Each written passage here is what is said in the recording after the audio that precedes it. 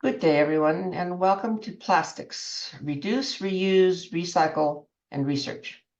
This is one of SSU's Dig into Nature Spring 2024 educational series for students and other members of the university and the community. My name is Margot Rollins. I am a program coordinator with the Center for Environmental Inquiry, and I will be your host today, working with the speakers to help the presentations go smoothly. Before we begin, would you all please put your names in the chat and where you are from? Thank you. First off, I would like to tell you just a bit about the center. We are here to empower students of all ages and disciplines to solve the environmental challenges of the North Bay, to turn education into action. And that is exactly what we hope to achieve with today's presentation. We provide direct outdoor learning experiences on our 3 preserves: Fairfield Osborne on Sonoma Mountain in Roonert Park, the Galbraith Wildlands Preserve in southern Mendocino County, and Los Guilacos in Kenwood. We provide classes, workshops, and tours that focus on experiential learning and skill building. Additionally, we make the SSU preserves open to anyone interested in education, research, or creative inquiry. We invest in real-world projects, working with faculty, community, and students across all disciplines to develop projects focused on finding solutions to these North Bay environmental challenges. And thirdly, we create long-term multi-organizational partnerships that generate the resources and funding needed to chip away at complex issues surrounding water, fire, technology, and today, plastics and pollution. We want you to leave today with a better understanding of how you can use the new or honed skills that we provide to help solve this problem of pollution. Our presenters today are Sloane Pagal, Zero Waste Program Manager at Zero Waste Sonoma, Marin Kneemeyer, Public Education Manager for Recology of Sonoma Marin, and Dr. Michael Cohen, Organics Materials Management and Agri-Food Systems Advisor, the University of California Cooperative Extension, and he's also a professor emeritus from Sonoma State University. So Sloane, start us off. Thank you for having me today. As Margot mentioned, I am Sloane Pagal. I'm the Zero Waste Program Manager at Zero Waste Sonoma. And for my presentation, I'm going to sort of set the landscape around the problems with plastics and kind of talk about some of the statewide and local solutions to this major problem. Okay. So just to kind of go over what I will be covering today, I'm going to explain who Zero Waste Sonoma is. I'll talk about some of the other local waste and recycling entities here in Sonoma County. I'll cover a very brief timeline of plastic use and production, and then we'll kind of get into some of those problems. Then we'll move into state and local policy. I'll touch on something that's coming up very soon as a statewide solution for packaging, and we'll talk about what you can do. Zero Waste Sonoma is what's called a Joint Powers Authority. So we are a government agency established in 1992. We serve and represent all 10 jurisdictions in Sonoma County. And we operate on 5 pillars. So we have household hazardous waste, and we own the facility out there at the landfill off Meacham Road. And we run programs around that. We also run programs around organics, including food recovery and composting. We run zero waste planning and policy, and I'll touch on the policy a little bit later. And public education, one of the things you might know us from is our annual Zero Waste Guide. It used to be called the Recycling Guide.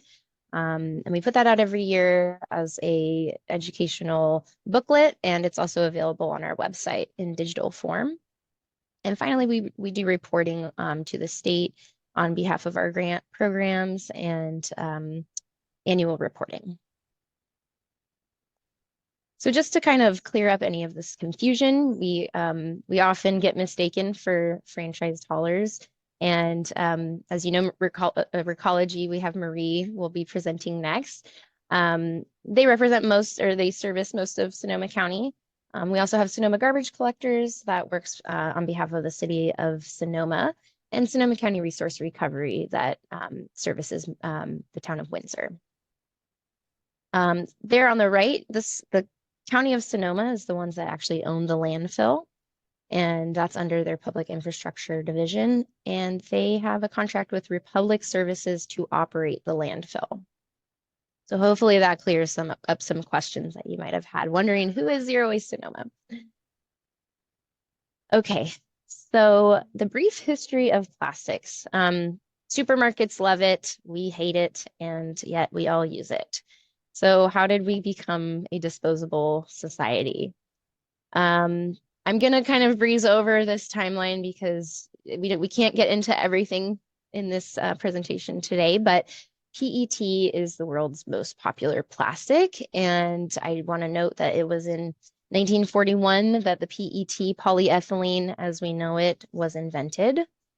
And then after World War II, we have this concept of throwaway living, and it became really popular with like the first McDonald's and kind of turning this idea of this throwaway living into a more luxurious way to live. Rather than having to wash your dishes, you could now just put it all into the tablecloth and then toss it in the trash. By 1965, I think it was Sweden that invented the single-use plastic bag. And so from there, it just became widely used in Europe. In the 70s, that PET bottle for carbonated beverages began to be used, especially with Coca-Cola introducing that for their 2-liter beverages. And then by 1982, we had Safeway and Kroger, our big grocery store chains switching over to plastic bags. And by the 1980s, those single-use plastic water and soda bottles were really becoming pervasive. 1997 is when the Great Pacific Garbage Patch was discovered. So I did kind of circle there on the chart. 1960 was the first observation of ocean plastic. It was a single-use bag there off the coast of Ireland. So a lot of time had passed between 1960 and 1997 when that patch was discovered, and really no research had been done on those effects until much later. And then I just thought it was interesting to note that it was Bangladesh that became the first country to ban those thin plastic bags in 2002. It took us a lot longer to do that, and it wasn't until 2015 that our statewide bag ban was adopted here in California. And I'll just note that more than 1 million single-use water bottles are being sold in this country every minute. So what is the problem? Well, I think we all know that there isn't just one problem. There's a lot of problems. You can see there in that photo on the left, that's just kind of an image from a magazine of that throwaway living lifestyle. Just throw it all in the trash and it goes away forever. It's kind of the industry's idea of not taking responsibility, and it's just making this convenience culture part of our societal norms. So more than half of the plastics ever produced have been made since 2000. So really in the last 20 years, you can see on that chart there is when they were all basically put into production. And then they never really go away. You know, we know that they are just disintegrating and getting into smaller and smaller microplastics, and they are traveling to all nooks and crannies of our earth and atmosphere at this point. Plastics are made from fossil fuels, and that has a very direct tie to climate change. Many different types of plastic resins, and Marie is going to get far into those and in her presentation next. So the problem with all these different types of plastic resins is it's confusing, and there's different qualities, and some are easier to recycle than others.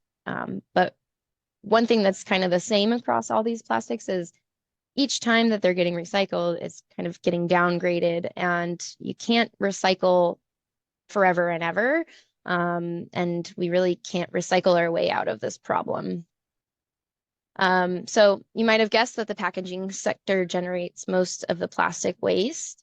It's about 40%. And I did kind of allude to this earlier, but it was really in the 80s, these big companies like Coke and Pepsi, who formed a nonprofit company called a nonprofit organization called Keep America Beautiful, to really shift the responsibility of pollution and litter onto their customers rather than, assuming any of that themselves. And yeah, finally, recycling is resource intensive. So what are we doing locally? So in 2014, Sonoma County did adopt that single-use plastic bag ban. It was a little bit ahead of the statewide bag ban. In 2021, or yeah, really from 2018 to 2021, Zero Waste Sonoma worked with each of the jurisdictions to adopt a disposable foodware ordinance and styrofoam ban. So on the right there, kind of the campaign is reusables is best, really trying to encourage reuse through incentives. So it's an optional thing that restaurants can do. It can go with a fee or a credit if they choose to do that for a single use item. Then recyclable is great. So what does that mean? It's aluminum, and we do allow plastics because those are accepted in our curbside and commercial programs. Fiber compostable is great. So those are fiber-based materials. It can be bamboo, it can be birch, paper, but they cannot have a lining.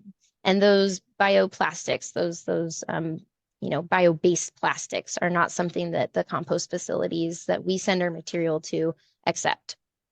And then finally, polystyrene foam is going away. It is banned effectively at this point. So that means retailers can't really sell that material. They can't sell those cups and coolers, and also restaurants can't be providing that anymore. If you do see that when you're out and about, please report it on our website so we can do the outreach to them.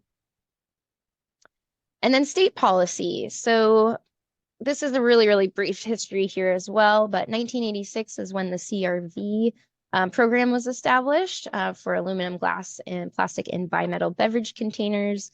1989 was the Integrated Waste Management Act, and that's kind of what spurred the creation of Zero Waste Sonoma as an agency to carry out those mandates on behalf of all the jurisdictions, especially the smaller ones that really didn't have ability to hire a full-time recycling coordinator. Fast forward to 2015, single-use carry-out bag ban, as I mentioned, came out statewide.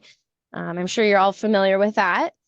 And then 2022, there were some changes that happened to the CRV program, and they are now in effect. So basically, in that graphic there, we are adding wine, liquor, and juice to the program, and they all carry a deposit. You'll be paying for that when you purchase those things, and then you can also receive that redemption value.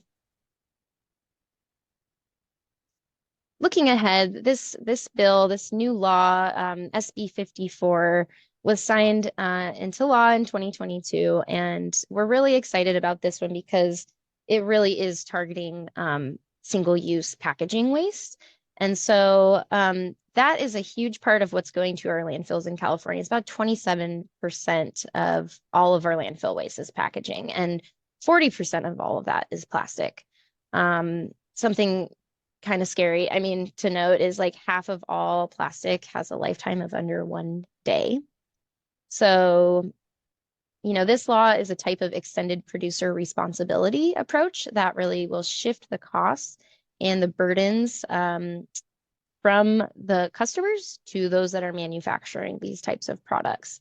And it's a part of a larger effort to get into a more of a circular economy where we're moving away from that take, make, waste, and then dispose model to where materials are circulating, redesigned, and coming back into use to serve a different purpose, perhaps.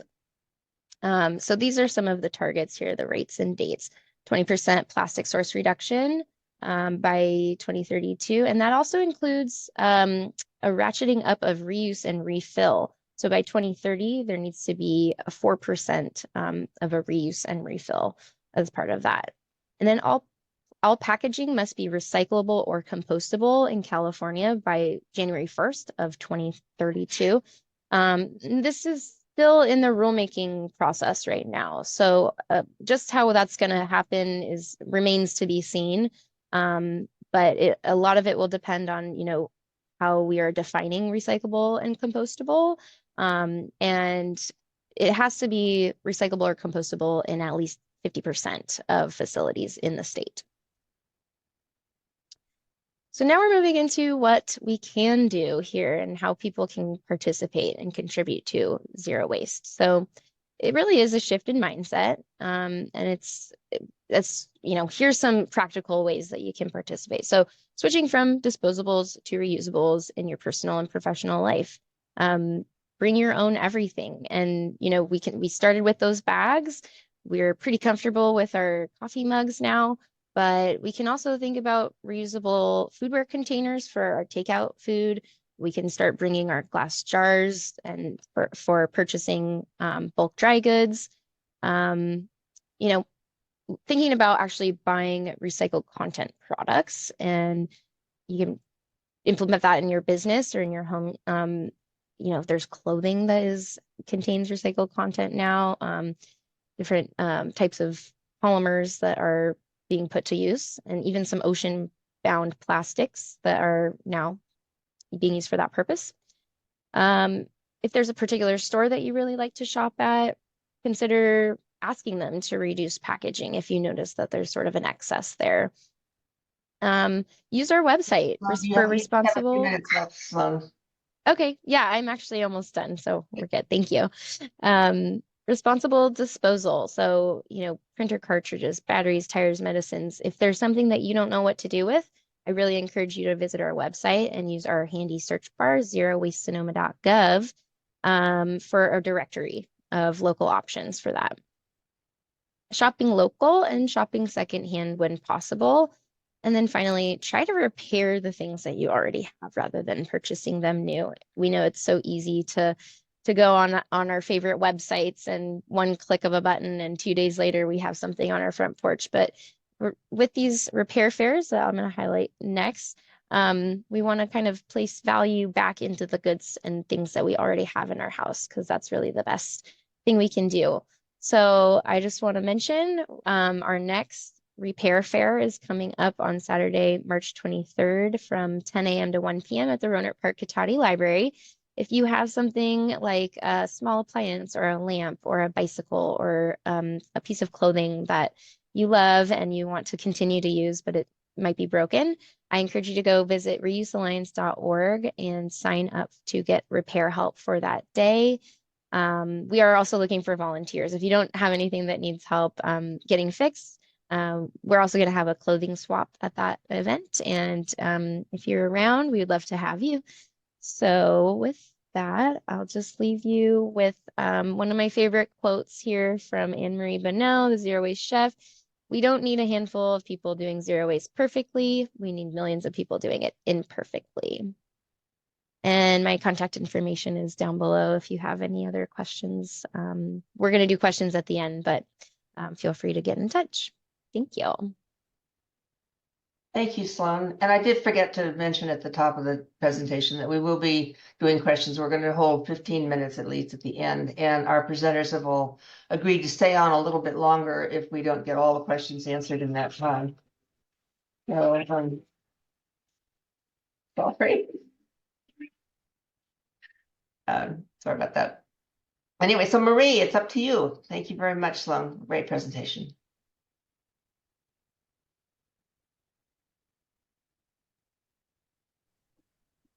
Thank you so much. And thank you, Sloane. That was an amazing overview and wealth of knowledge, at the kind of national, global, and local scale. So thank you. And also just much gratitude for everyone who is here and, ready to learn about this topic. It takes that first step of learning. So, or if wherever you are on your journey. So my name is Marin Kneemeyer, and I am the Public Education Manager at Recology Sonoma Marin, and I oversee and design all of our outreach materials. And today I'm just going to go over a little bit about Recology, dive into plastics in regard to compost and recycling, expand on that a bit, and then dive into some actions that you can do, take advantage of to, fight plastic pollution. Doesn't like my my clicker. All right, so we are the hauler for most of Sonoma County, excluding Windsor and Sonoma, the city of Sonoma.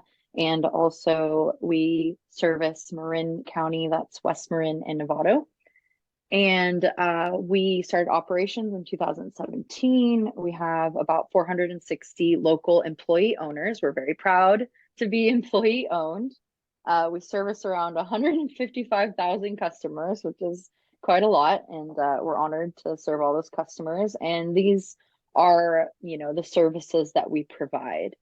What sets us apart is our mission of Waste Zero.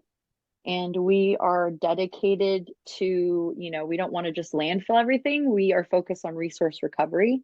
So we want to, as much as possible, recycle and compost the material that we collect, instead of, landfilling everything. All right, so first stream I want to dive into, well, maybe not literally because it would be kind of stinky, but it's the compost. So within what you want to put in the compost and what's allowed are food scraps. I do want to say that includes meat, bones, cheese, and bread. Sometimes that's a bit confusing for folks, so that is accepted in your green cart. And then uncoated soiled paper and wooden utensils. So if it has a shiny surface, then it's probably, coated in plastic. That cannot go in the compost because that plastic would be a contaminant. But, greasy pizza boxes, saucy plates that are uncoated from that fun barbecue you went to, birchwood utensils, those are all great. And then plant trimmings, so that's grass clippings, leaves, bits of wood from outside. What you never want to put in the compost are any kind of recyclables, bits of plastic, single-use plastic. Compostable plastic is not accepted in curbside compost program, PPE, and or medical waste. And kind of expanding a bit on the contamination, plastics specifically are very problematic for the compost. So like you can see in the bottom right-hand corner, the produce stickers, I highly recommend, when you get your produce into your house, to take those off as you're putting your produce away so that doesn't end up in the compost.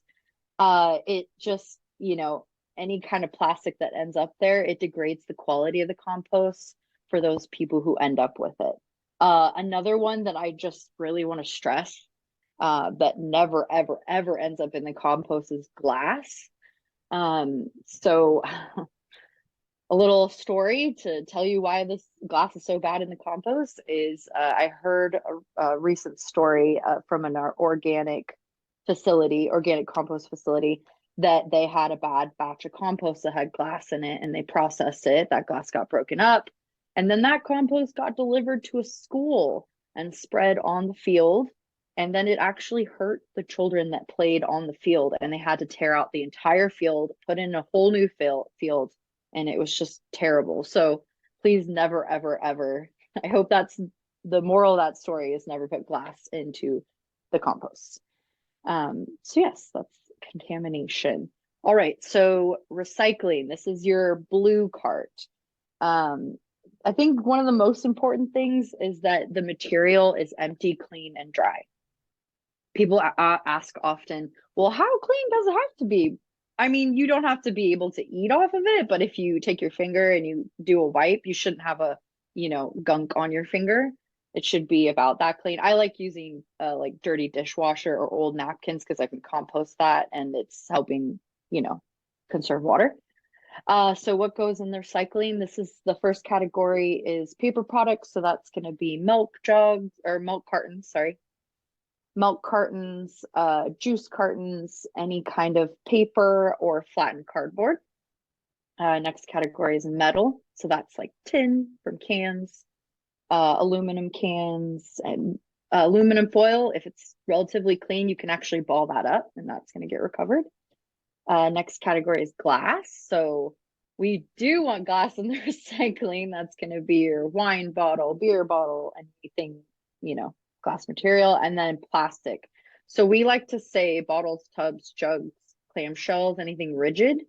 And just another note, you can always keep the cap on and that'll get recovered. So what you don't want to put in the recycling is any kind of food. So please never ever put like that full jar of salsa into your recycling because it will explode and it will get on everything. And then that makes it harder to recover those materials. Hazardous waste and like, for example, batteries, that should never ever go inside of your recycling cart because once it comes to our facility, you know, machinery scoops it up, it can cause a spark and actually set the pile on fire. So it's very dangerous. I recommend taping the terminals, putting it in a plastic bag and putting it on top of your recycling cart on your service day. And then the driver will see it, pick it up, put it in a special compartment. No single-use plastics, of course, and then no PPE or medical waste. And expanding on the plastics category within recycling, on the left is these are the items that we want in there. And then on the right are the items we don't want. So on the left, we're looking at, like a detergent jug. We want those, a tub of yogurt without the yogurt, and then clamshells, of course, without the food. I can't tell you how many times we get clamshells and it's full of food. So just take a minute and, rinse that out with some dirty water or a napkin you can compost. And then, of course, plastic bottles. So, and then on the right, what we don't want are those film plastics. A good general rule is if you can crumple it in your hand, it's probably a film plastic, and we don't want that in your blue cart. Another kind of downside to this is that it gets tied up around stuff, and then we basically have to send workers into our machinery and take it out, which can take hours. So please, no plastic bags. Small plastics, the material runs through a series of screens, and if the plastic is too small, it'll fall through and it won't be captured.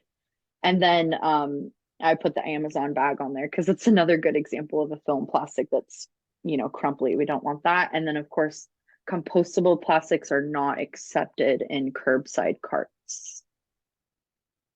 And okay, so diving a little further into plastics, these are when you have an item made of plastic and you see the number and the chasing arrows, that does not necessarily mean it's recyclable. It is just telling you what kind of plastic it's made of. So as you can see from the image, there's 7 different plastics. I'll kind of go through them with examples. So the first one is, and they're fun to pronounce. I get tongue-tied sometimes, but it's number 1 is PET or PETE, and it's polyethylene terephthalate. And that one is, like a soda bottle or a plastic water bottle. That tends to be PET. The next one is number 2, HDPE, which is high density polyethylene. And that's like a milk jug or a detergent bottle. Those are very recyclable. So 1 and 2 are very recyclable. Next one is number 3, that's PVC polyvinyl chloride. And I mean, that one can be a wide range of things from like a toy for a child to, cling wrap. The next one is number 4, LDPE, low density polyethylene. And if you don't remember all these, it's okay. And number 4 tends to be like a plastic bag. Number 5, polypropylene. You can think of this one as like a yogurt tub or like a sour cream tub. Polystyrene, which is that item that's banned, and you should not be able to purchase that one or get it in for to-go food.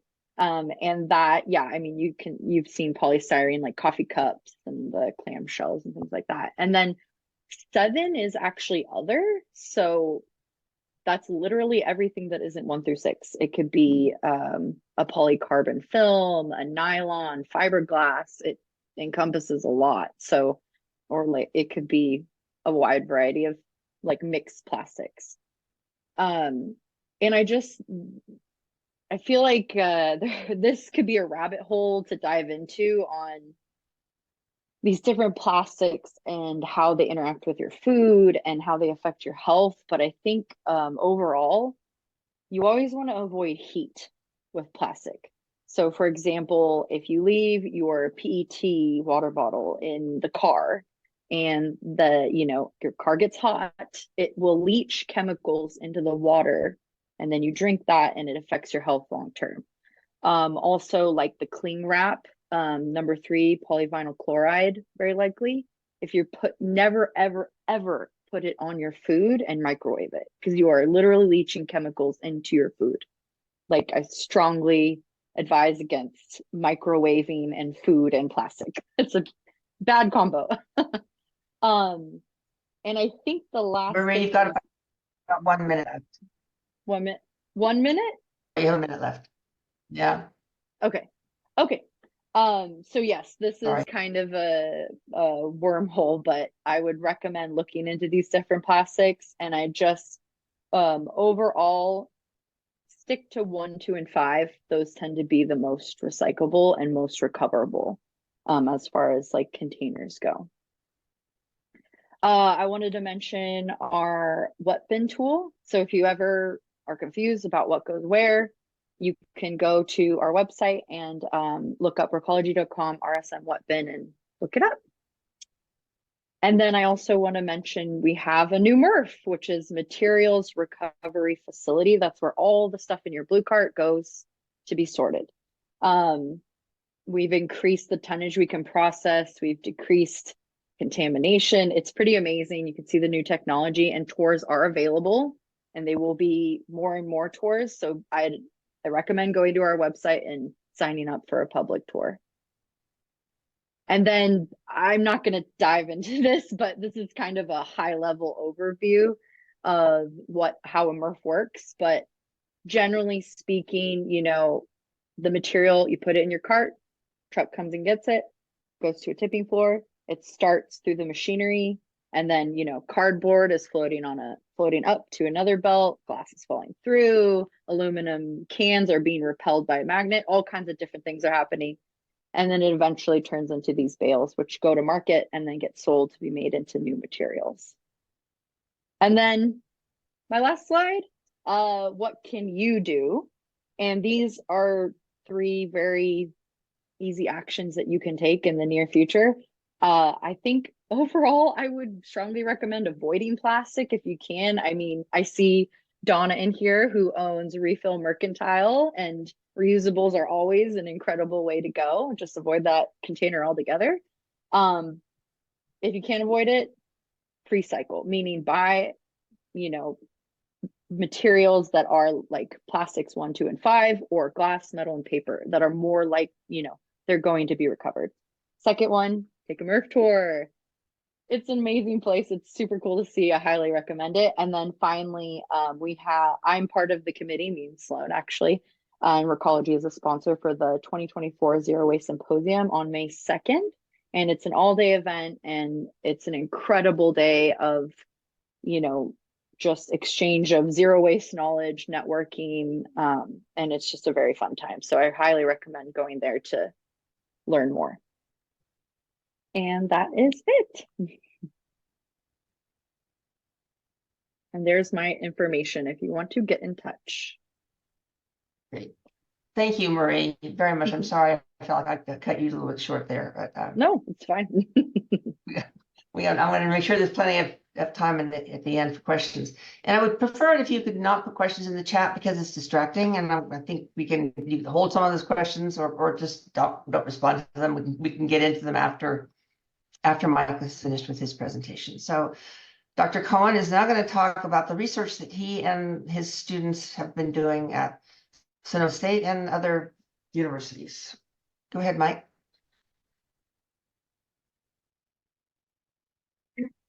I'll get right into it. Yeah, so what I'm going to be talking about here is mainly some research we were doing at Sonoma State, and the relevance of it practicality is all going to hinge on two things that are mentioned in the title here, which is sorting. Got a sorting machine here, made in Europe, and also, well, recycling in the end.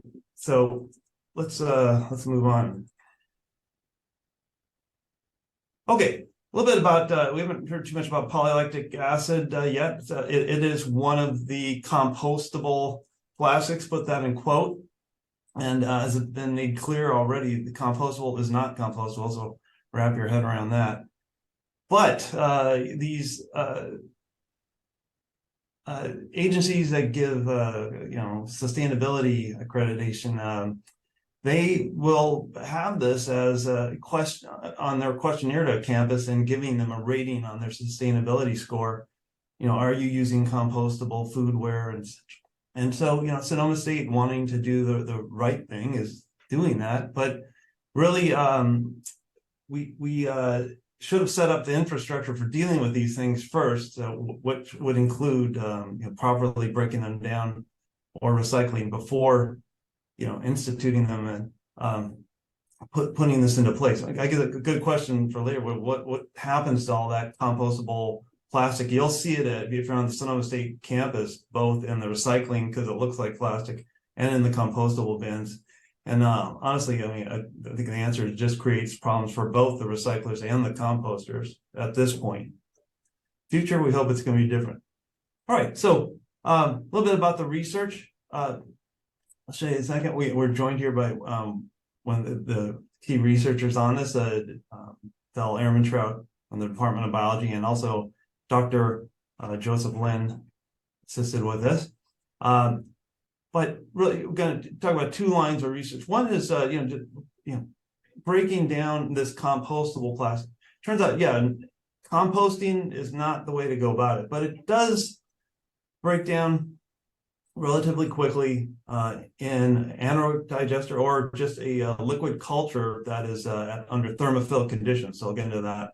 And then one of the questions, well, what can we do with this spent culture medium once you've broken it down to its component parts? All right, so as I said, Bell, as she joined us today, won the 2022 Ongaro Family Green Science Prize for her poster presented at the Science Symposium. Funding came from the CEE, the Center for Environmental Inquiry. And the material was donated by World Centric, which is based in Rohnert Park. Asim Das was helpful with that. So let's get into, the idea here. So these are salad bowl lids that were donated to us.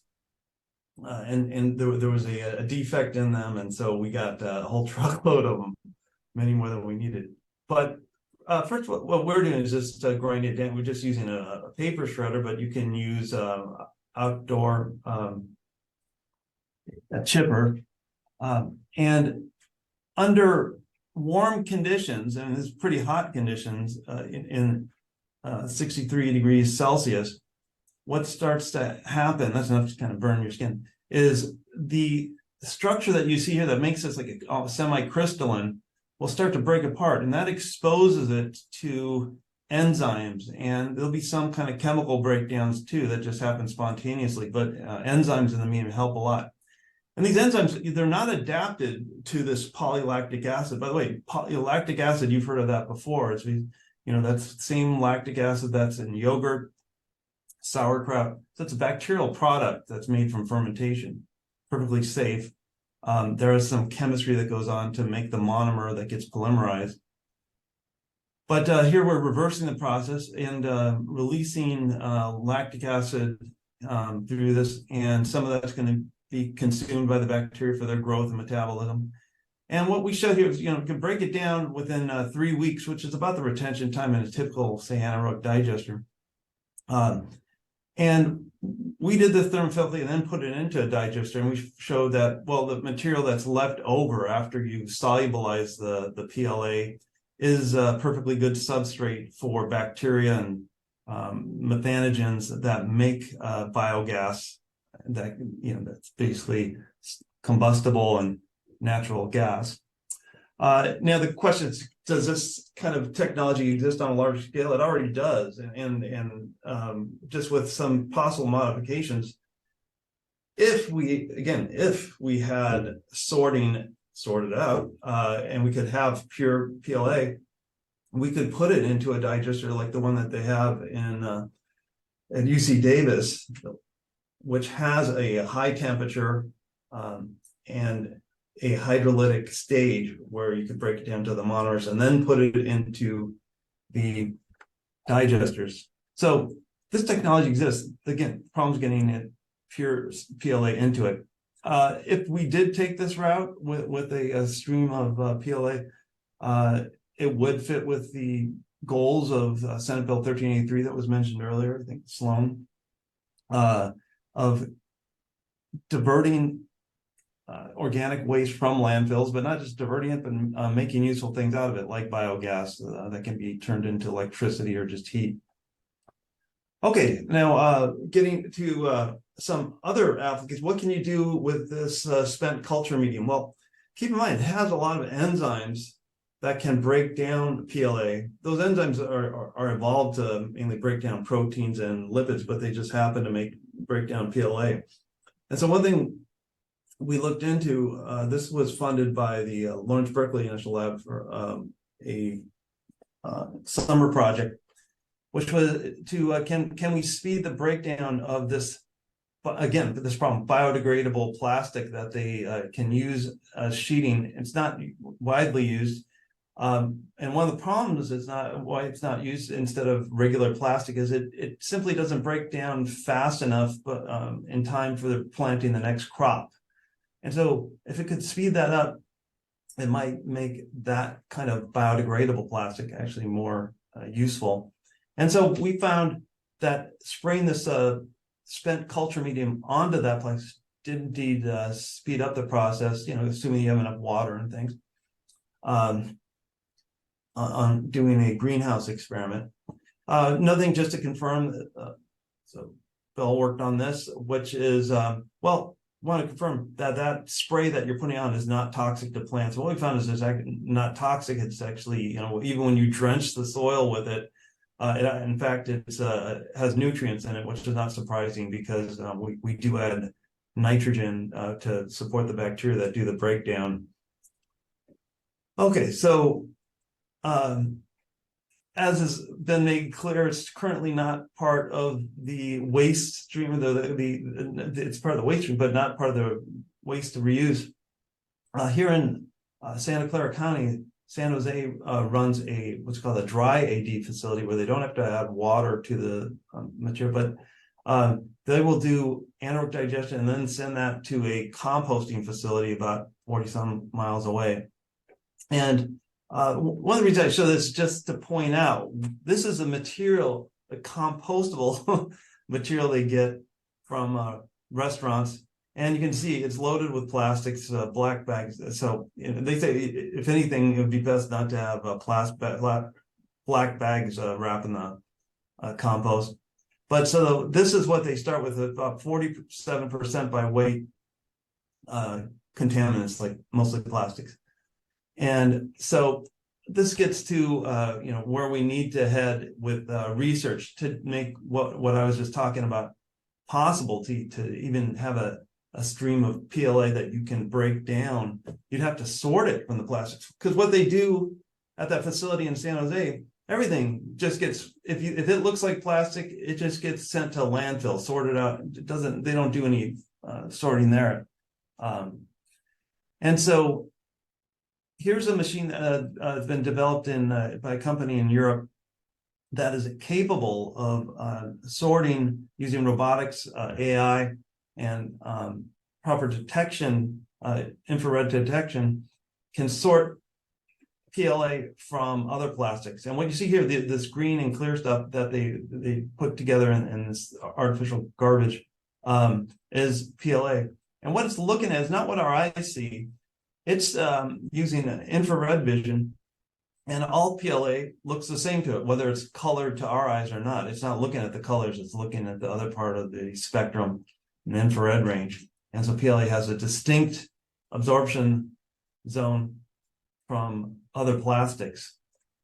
Okay, another thing that that isn't widely discussed, but actually is really maybe where the future for PLA lies is that it's actually a pretty good at being recycled. It's just that the technology doesn't exist on a commercial scale yet. But this is a recent paper. There are many others, but the process is getting better and better on a research scale, where they can take PLA, dissolve it, and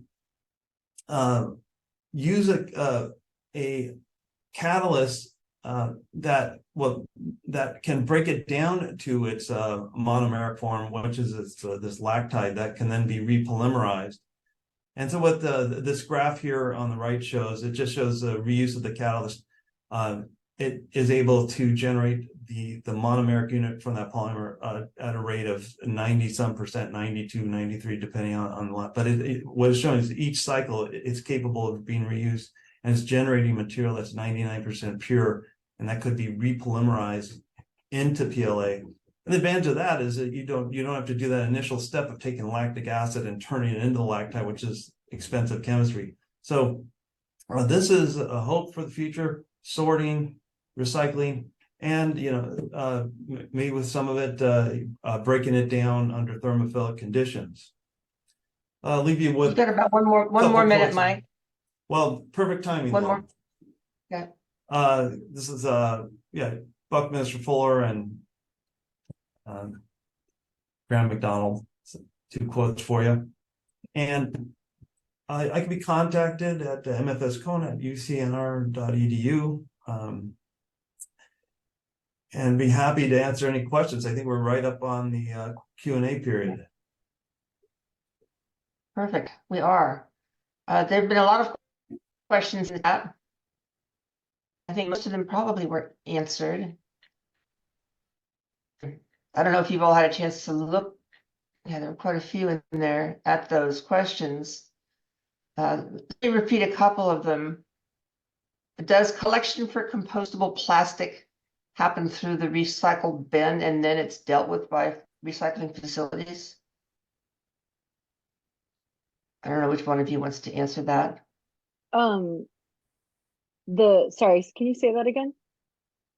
Does collection for compostable plastic, I think you answered this, happen through the bin and then it's dealt with by recycling facilities? I think you said no. Yeah, as far as if you are a Recology Sonoma Marin customer and you put compostable, well, I hope you don't put compostable plastic in your curbside cart. It is hopefully screened out. Compost does not go through a sorting process like your recyclables do. Recyclables go through an entire facility, but compost does not. So compostable plastics are just not accepted. And if they do get through, they're usually screened out. I'm not sure if that answers the question, but I think you did answer that. Another one here: are there special facilities where I can take film plastics in Sonoma or Marin?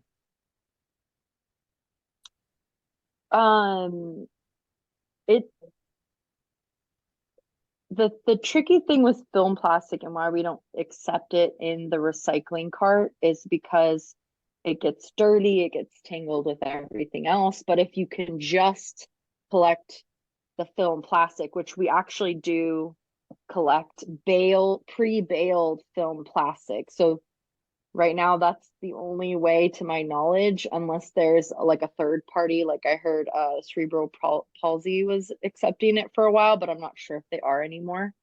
But we have to have it, like we take it from grocery stores, but they have clean collection streams where we're just getting film plastics and it's being baled, and then we go and pick it up. But film plastics is one of those tricky ones where it might need to be a third party.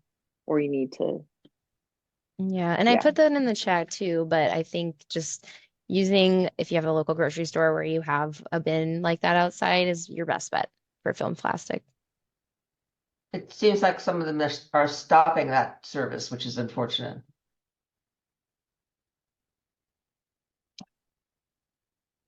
What about corks? Wine cork. So, something that's tricky about recycling is messaging, because if we just say, yeah, wine corks, then everybody puts all the wine corks into the compost. But wine corks, a lot of them are made of plastic now. I don't know the exact percentage, but some of them are composite or made of plastic. So it's really, we can't really say, yes, wine corks. But if you're 100% sure it is natural cork, technically it is compostable. Yeah, so it gets tricky with messaging, that's all. And there are That was really places the like, question. oh, sorry, yeah, just to say also, there's places like Oliver's that take wine corks as well. All right, no, there's one at Whole Foods, or I've seen one at Whole Foods. Connie says, I receive refrigerated medicine monthly in styrofoam containers. What's the best way to dispose of them? Containers. I assume she means that, not the medicine. Yeah. Well, with things that are being shipped from out of county into Sonoma, there's not a way, to regulate that. And the options are pretty limited. And Marie mentioned, but because it's so lightweight, it's so expensive to actually bring it to a facility that will process that. You would really have to be able to densify it in some way, and those densifiers are very expensive. So the short answer is put that in your garbage bin. Carrie asks, Mike and Bell, is there anything members of the public can do to support the development of infrastructure to process bioplastics? I think there's probably something more for Marie or Sloane, but I think this SB 54 is really going to spur things along, make it, because it's now going to be a requirement. Somebody says this is compostable, it's got to be genuinely compostable, and so that's going to then lead to more technologies to make that a real thing. And so some of the stuff we talk about as research should move forward with that impetus. Marie, what do you think? Yeah, I mean, I'm thinking of that picture you showed of all the material that arrived at that facility. I mean, there's no kind of like color coding or way to distinguish it, once those new laws come into place where it's more regulated, because also there's like different levels of something could say compostable or bioplastic. There's a lot of different terms, so it's also confusing. So there's the kind of consumer component where you're going and getting something that you think is compostable, and you think you're putting in the right bin, but it's not, because it's not super regulated. And then on the other end, when it comes to the facility, there's no way we can tell between a PLA that's unmarked and a PET cup. Like it needs to be where all PLA is green, I think I've seen that in other jurisdictions. I want to say Other Oregon, states, I believe, yes, have. Yeah. I think it's either Washington or Oregon that has kind of mandated that use of color to identify. Because the labeling, you're right, Marie, is like a big confusing piece that the members of the public really, they see it labeled as compostable, and it's assumed that it's compostable everywhere, when in reality, that's just not the case.